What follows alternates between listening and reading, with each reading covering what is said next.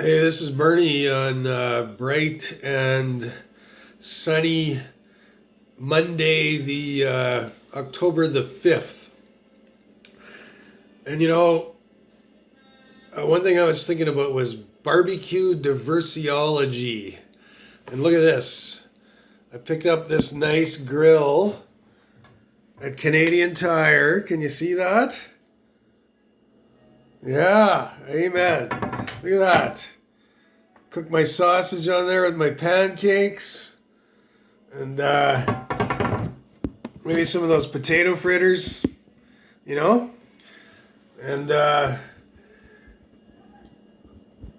that is worth almost $180 plus at Canadian Tire. And I just happened to get in there on the day that they had them marked down to $40. So what a good deal. When a man can save a bit of money, doesn't that count for something? Being frugal, a frugal man, I suppose. And some chocolate milk. Chocolate milk.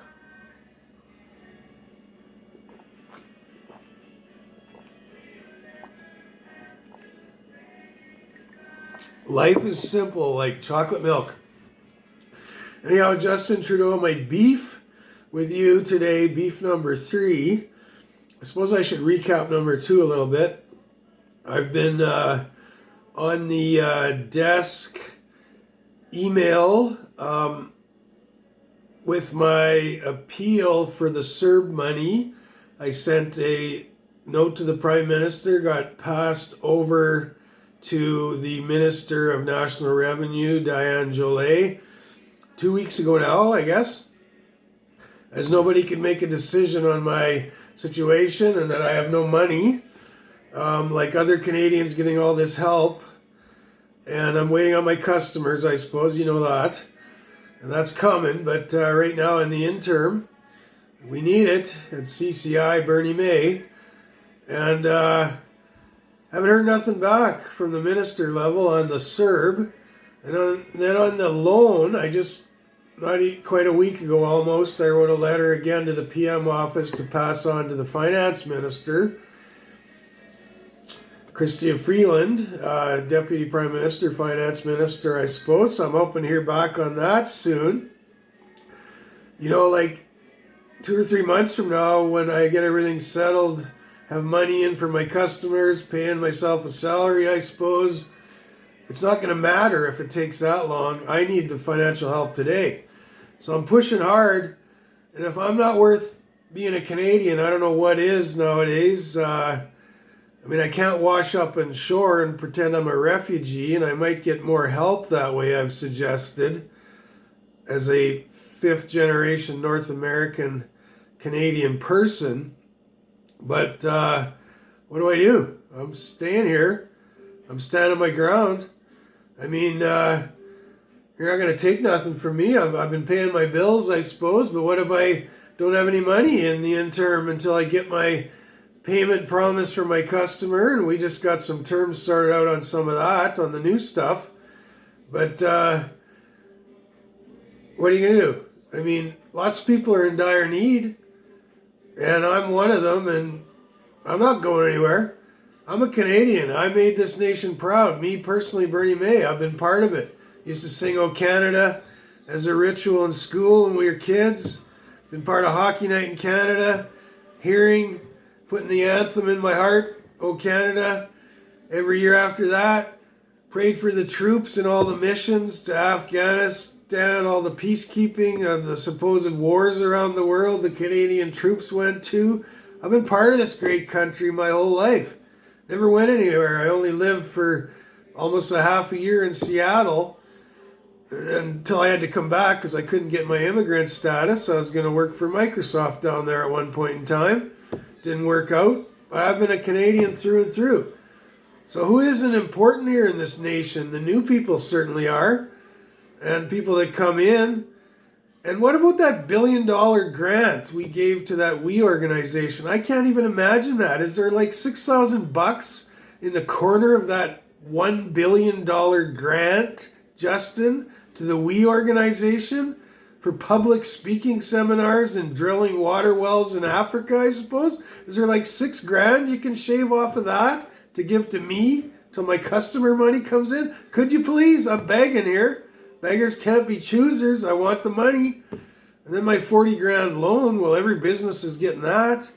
Why can't I? I guess we got to look at my case and make a ruling here soon, don't we? Bernie May can't stand this forevermore. I don't know how long I can go on happy like this with this happy face, I suppose. But one thing I want to talk to you about today, now that my beef session is done, and I got some beef jerky here. Look at that, eh? Just the melding pot of, went to the co-op store and got that for $4.99. And that's a legitimate good price in the co-op. Usually co-ops don't sell that low in price because co-ops are based on equity and charging you a lot of money, the highest prices in town, I suppose. That's why I don't shop there. And then you get your dollar or two refund dividend at the end of the year. I kind of like to make my deals as I go. Like the 7-Eleven, if you can imagine, has some very competitive prices nowadays, not only on convenience items, but they got some liquid food there. New guys in town, I suppose. 2 pieces of pizza and a Coke. This size, $5. Can't go wrong with that. I think a tray of 10 or 20 ribs for $12 or something. I don't mind eating there. It's good food. More chocolate milk, more simple. So the laws of leadership by design is what we're going to talk about today, I suppose, Justin. And that's my business enterprise talks today. And the law of leadership, the laws of leadership are important. And how you rule in them and how you dwell and do things. And many people have said many things about leadership through lives, I suppose. There's leadership coaches in every entity of life. You know, there's spiritual leadership coaches in kind of church settings. There's business functions, the like of Tony Robbins, John Maxwell, to name a few. Some of the ones I liked in my famous things was that I learned under Tom Peters' group, Fire in the Belly. I took his leadership course. Guy stomped and waved his hands and made things happen in a leadership outcome in executive boardroom level to get people's attention. That kind of guy. Stephen Covey, had some good learning under him. His teaching, his books, the highly guided principle leadership stuff. 21st Century Leadership by Randy Raval at Context years ago. And then, of course, good to great Jim Collins analyzing the companies and stepping forward in the daily grind of the daily hedgehog concept, moving your ball forward every day, refining, retuning, going forward in life, in business and life. So I'm about that, the daily body, mind, spirit principles, daily pro, self-pro, all that. But there's 4 specific laws of leadership I want to talk about that are the 4 most important, the cornerstone of each corner of your building, your business, your house, I suppose, your you. And before we get into that, I want to just give a quick rundown. There's many laws in life.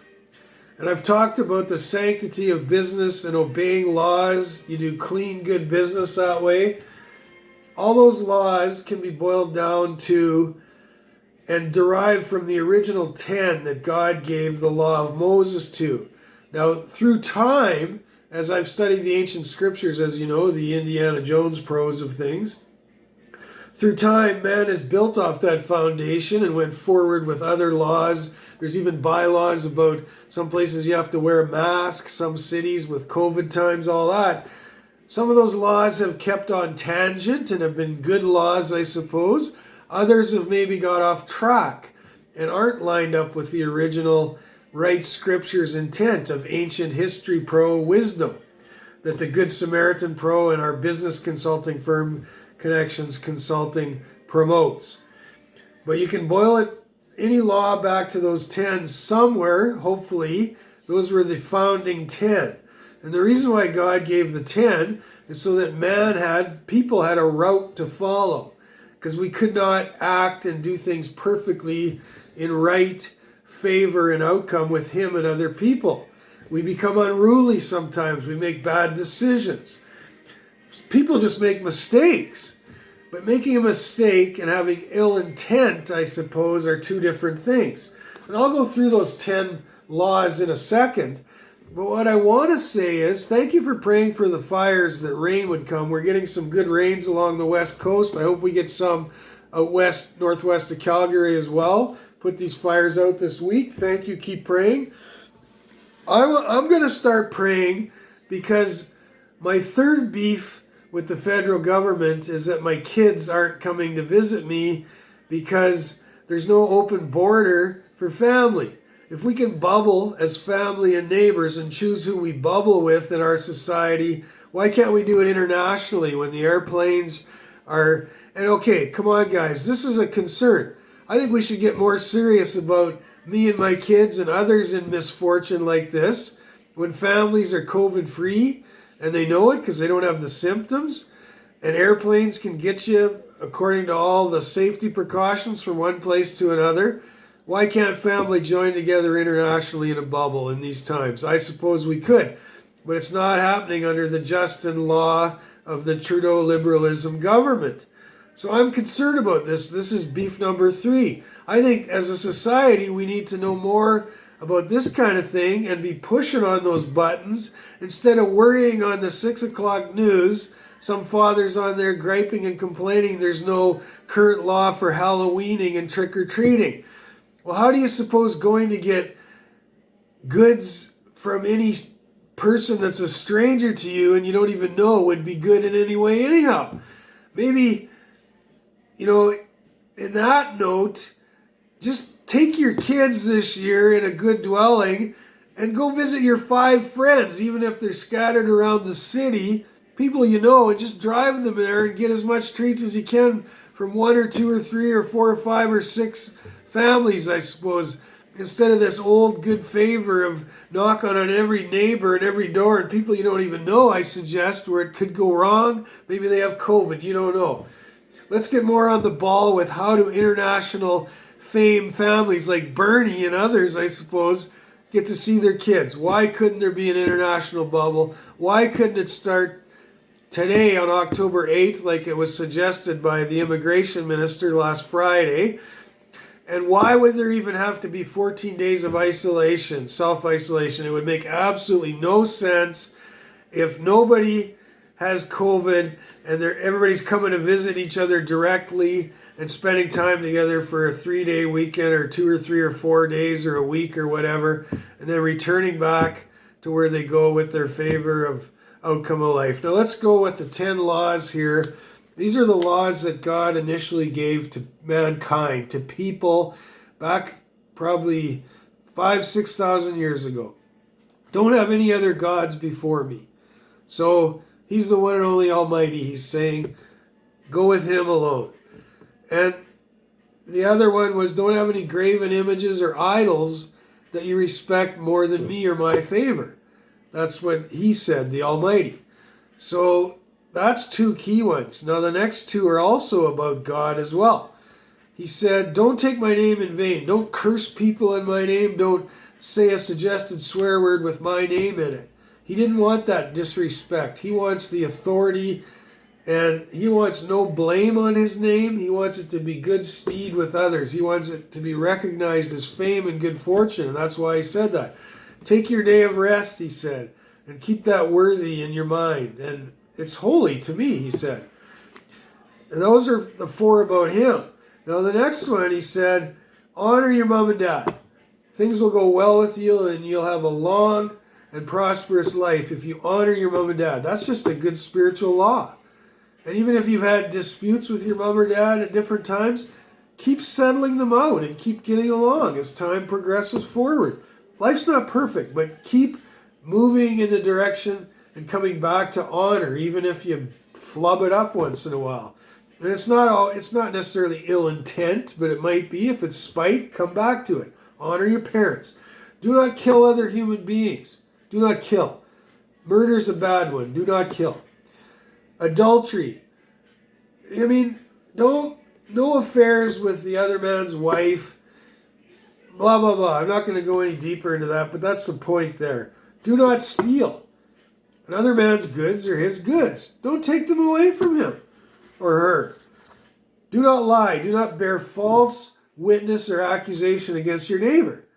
That's number 9. And number 10, do not covet another person's goods or possessions.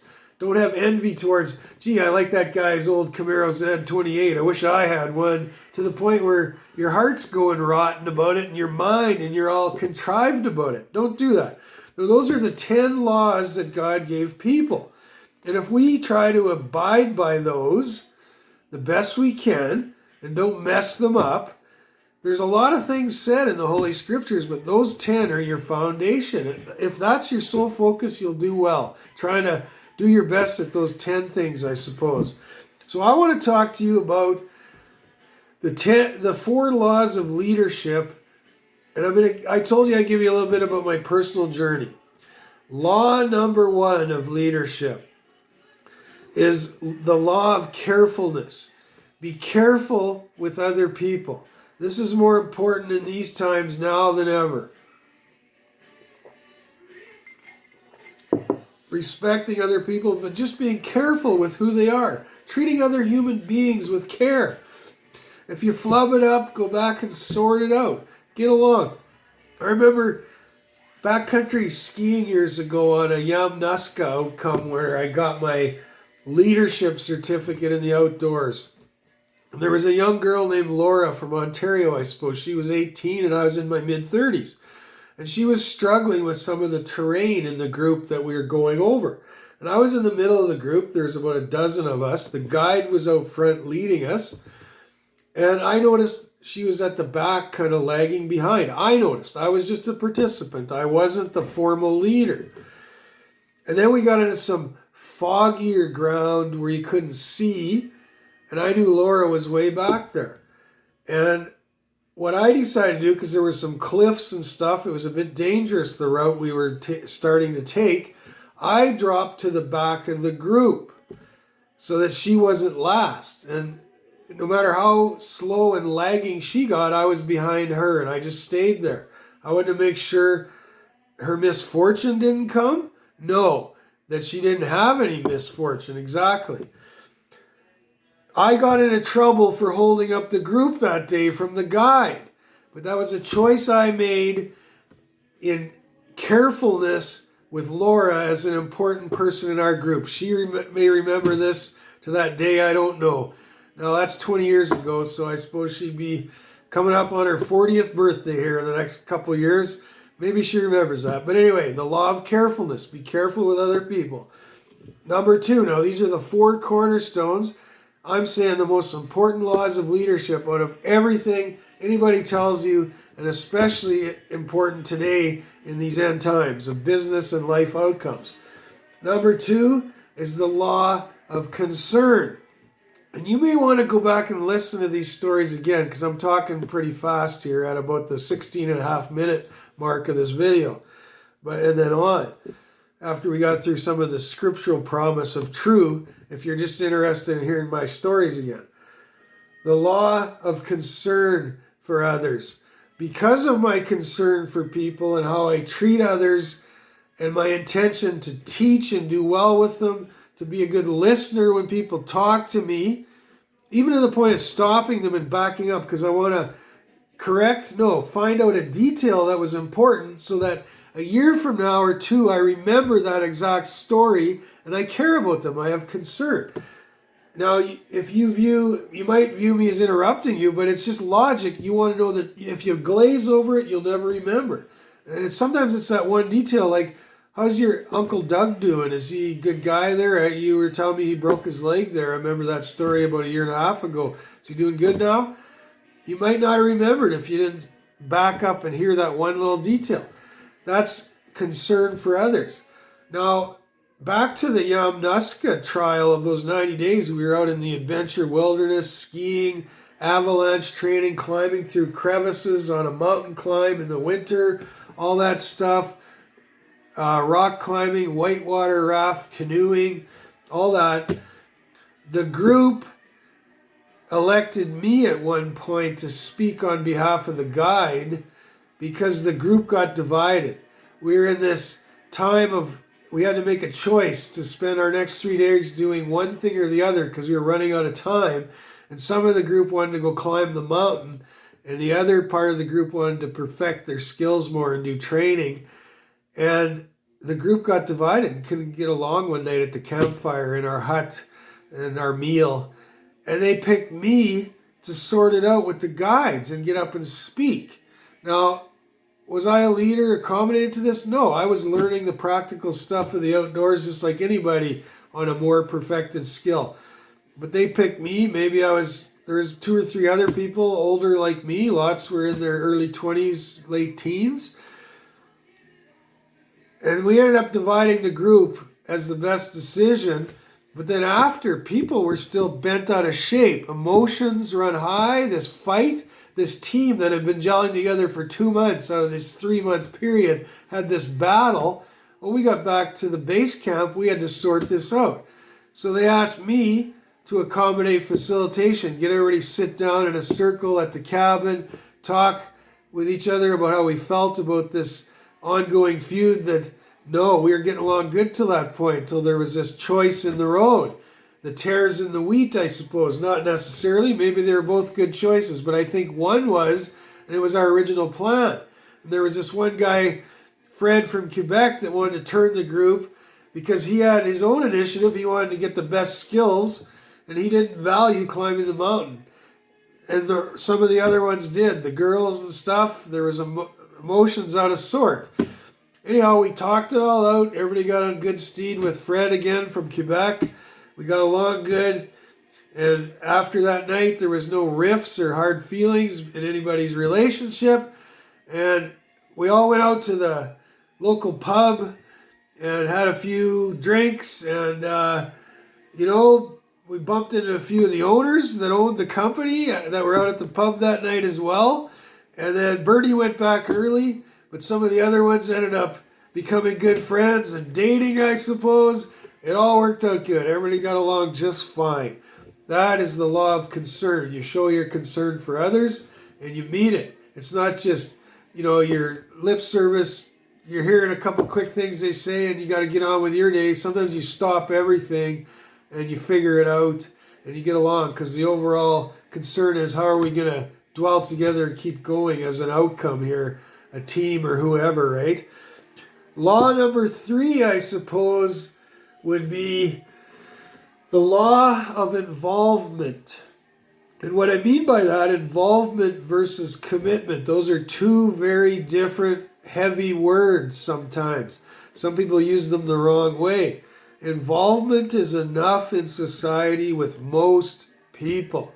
You are committed truly to your own children, to your spouse if you have one, maybe to your mother or father-in-law or mother or parent, whoever is still living. You're committed to them as a person, your individual, your soul, who you are, how you get along, how you take time together, do things, support one another. Stay there, credible with each other. Involvement is a very different term. Let me give you an example. For breakfast this morning, you go and you have a glass of milk, and you have bacon, eggs, and spuds and toast. There's 5 elements to that breakfast. 2 of the components were involved. 3 were committed of those 5. The bacon, the spuds, and the wheat that made the bread, those were all committed. They sacrificed their entirety for that meal you just had. The milk from the cow and the egg from the hen, I suppose, the chicken, those are involvements because the cow and the chicken moved on to the next thing, right? But you still enjoyed the egg and the milk. And that's the way we need to accommodate one another in society. The leadership law of involvement, because involvement is key. You will not break your heart if you're purely involved with people and not committed, because you got to retain you. You got to stay you. You got to stay in your own body, your own person. You can't leave yourself and get spread so thin taking time for others when you don't take care of yourself. Taking care of yourself is utmost, and I lead that into the next moment here when I get into the law of rest. But the law of involvement Guard your heart. That's the key. And you won't get corrected again here by breaking your heart again with other people as you've given too much and you've been over the line instead of taking care of you. If you have nothing in your glass, how can you feed other people with a thirst? Even if you got a little bit, you can share a little bit. If you got nothing, involvement keeps you focusing on, do I have anything in my glass? What do I got to do to fill it up? Because I know in what I do in my goods and services and business pros, Good Samaritan Pro of this company, CCI, Connections, Leadership, Consulting, and Business Function, I need to keep something in my cup to give out in my business to make a profit for me, but it helps other people. That's the idea of business, of anything, any organization that's putting a service or a pros forth to other people to help them, right? Is you're giving of something of you, and there you go. So law number 4, the law of rest. I remember this story. We were young youths. We worked for my dad in his independent business company, the personal sales account, when he was a grain elevator and crop input salesman guy, one of the top 10 out of 500 in Western Canada. So he was not insulted by this. He was a good man and he stood in that pros and he did good things. And he's very important, but he always stood. He didn't let down. And he rested, right? That's what he did. And so he would take us out and we'd go build a grain bin on every farm that we sold a bin to, and 1 bin a day, and move from farm to farm. We used to do it. We'd build them at a central location. We'd haul them. We found it easier to build them on site as time went on because of power lines, things, obstructions and traffic and all that. The bigger the bins got, it was just, you had to inevitably build them on site. We were in that era of the transformation of that from one location of the past to the future. The law of rest. As teens, we'd sometimes go out and burn the candle at both ends. It doesn't work. I remember we were working with heavy metal. This was dangerous. Probably out having a few drinks the night before. Shouldn't be doing that and coming to work the next day when you don't know when enough is enough. Metal slips. Bernie cuts his hand. Has to go get stitches. Dangerous. The law of rest should have taken care of that if this person would have been obeying it. People make mistakes. Fortunately, I made any of my mistakes, most of them in my youth, and that's how we learn as people often. The older you get, and you accommodate a life for you, but you can give that wisdom on to other people. The law of rest, the law of carefulness, the law of concern, the law of involvement, and the law of rest. The 4 most important laws of leadership that you have when you go anything with me or any other country as a president, Donald Trump, I suppose, Justin Trudeau, whoever, all that. And just as a note, you know, the Good Samaritan Elevator Pro Prayer Group is going to lean into this because I've had my beef number 3. And, you know, people, if they're trying their best and they make mistakes, that's one thing. But if you have no concern or care for Bernie May and who he is, and that I'm not getting any support income like the rest of the country, I'm sitting here having my chocolate milk, I suppose, my Coke, Diet Coke, and my beef jerky. But I got to live too. I got to pay bills. I have to stay in a place to live, have proper clothing, gasoline for my car, all of it. I'm going to start praying in our elevator prayer group. Anybody can join me if you want. This is based on the ancient wisdom of Daniel chapter 2, verses 21 and 22, where God Almighty, our Lord, said in those ancient times, I will reveal to you things happening in the darkness of ill intent. I will remove kings of all kinds and establish new kings of right intent. I'm going to start praying that because I've got 3 beefs now. Strike 3, you're out. I'm starting to pray. And I'm praying that all corruption in the federal government starts to come to the surface And while I'm at it, why not Ontario, Quebec, and Newfoundland? Because they're always infighting and causing a distraction, I suppose. Even the mayor, even the city of Toronto, all this infighting, and it's causing a distraction in our federalism message of getting along in unity and sharing the wealth, the common cause of trade across our country, interprovincially, so we can export nation to nation and all that, I suppose.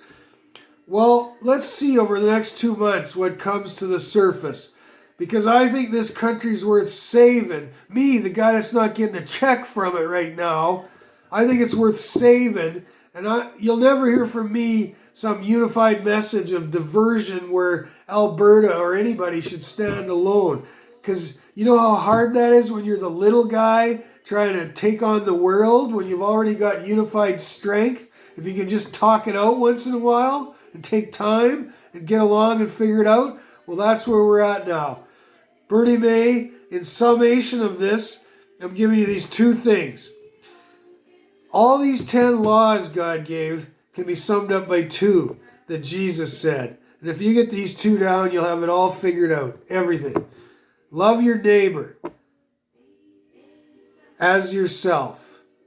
However you would think of yourself, give your neighbor that same worth and treatment. Number 2, love your Lord above with all your heart, mind, and soul. And if you can do those 2 things right, the rest of it, you don't have to worry. You'll just be tracking on the right track every day. And even if you stumble once in a while, you'll soon be getting back on the track. And that's really the goal. Now I want to close with that. If there's anything else to say, maybe we'll hear about it in the next important video called The Mon. Business Enterprise, The Mon. Goodbye now. I'm signing off, and it looks like we have a good Thanksgiving weekend. We've had a great summer, and I'm going to say this as I close. I remember as a teen playing in Carmelheim, not only in the sports day, but we'd go out there usually once in a while. We had cars, and we'd go play a scrub game of slow pitch ourselves. I remember being there once as a teenager, about 16 years old, 17 maybe, in my big old green Merc you've seen on my Facebook timeline. And October 27th, temperatures in the mid to high 20s, and I sat down at the end of our game and we watched the sun starting to go down in the west. Carmelheim was 6 to 7 miles away from Landis, where I grew up, I suppose. Born in Kindersley, Saskatchewan. Grew up in Landis, Saskatchewan. Sat down, leaned against that fence of the ball diamond in my t-shirt, and I thought, I guess this is what an Indian summer is, I suppose. And man, I loved it. That was a moment that I always remembered. And I'm thinking we got another couple of weeks of that. This weekend I'll probably drive over, visit my mother, I suppose, for a bit. But I'm probably going to go to Chestermere and enjoy the lake, stop at A&W at Chestermere and have my favorite all-Canadian special with those little sizzler sausages, the bacon, and I'll have pancakes instead of toast, and I love it. Now go from there and have a good day. That's all. Bernie May signing off, Connections Consulting. And if you haven't seen it, just below this video, my video called CEO Pro. And it shows how to consult with us as a consulting company. You can get an employee from us to come and work in your firm as a contracting employee. Me, myself, as a CEO to run your firm if you need that nowadays because you're short one, you're getting out of one, and you haven't quite got to the permanent one you want, and you need someone interim or whatever, employment contract. But what we really want to do in this time, and we've applied for any kind of jobs, because all work is good work, I suppose, and I know that, and we all know that, right? But what we really want to do is training, and there's a little bit of excerpt down there, excerpt on our sales management course and all that, leadership, staff development, customer pro service training, and of course purpose. Have a good night, everyone, and good